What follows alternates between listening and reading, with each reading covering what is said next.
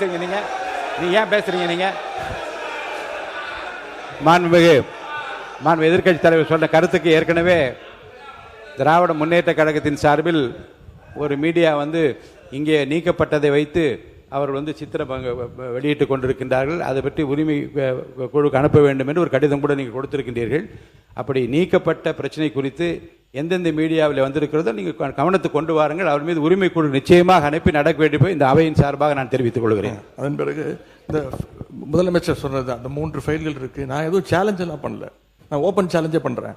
முதலமைச்சர் அவர்கள் தொடர்ந்து பார்க்கட்டும், யார் மீது நடவடிக்கை எடுக்க உண்மையாக குற்றச்சாட்டு ஆதாரத்தோடு இருந்தால் அவர் நடவடிக்கை எடுக்கட்டும்.